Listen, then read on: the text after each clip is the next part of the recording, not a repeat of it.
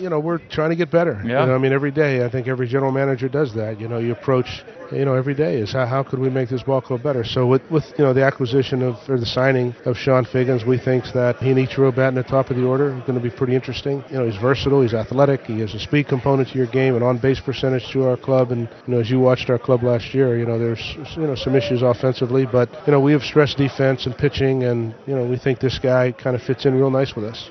What was it that you told Sean, other than the dollar figure, that made him want to come to Seattle? I think we have a real good story to tell in Seattle. I mean, I think when you look at the ownership group, you look at the ballpark, you look at the city, the part of the country it's in, it's tremendous. There's a lot of rewards to being a player in that city. As Nelly can vouch for that. And I think what we did is we were very honest. This is what we want to do. This is the kind of club we want to put on a field. And Sean, you're a guy that we want. You fit what we want to do.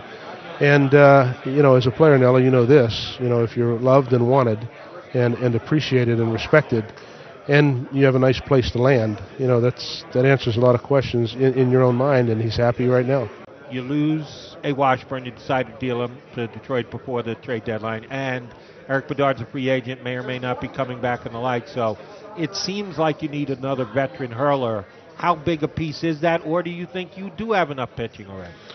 Well, we have 7 or 8 candidates for 5 spots. Everyone in baseball would like to say I'm starting my 1-2 right now with Zach Greinke and Felix Hernandez, but who hasn't? So our eyes are wide open. We're listening, we're talking, we're exchanging ideas. We have some players that haven't achieved what we think they can achieve. A Brandon Morrow. When is Brandon at the end of the year? His last out of the year was tremendous.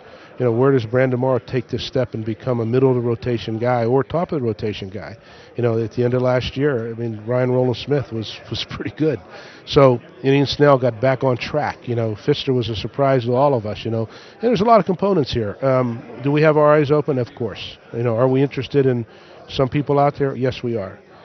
I don't know where it's going to take us, but when the game is played, the guys that you have on your 25-man roster have to answer the bell. And you add Figgins to a lineup, and obviously the power struggle. Griffey's not going to hit you 30 home runs anymore. You offered arbitration to Beltre. He declined it, but we hear there's still a chance of him coming back. If that happens, where's Figgins go to the outfield? What happens there? We'll see. To sit here today and really try to predict what this lineup's going to be, I have my vision and my idea what's going to happen.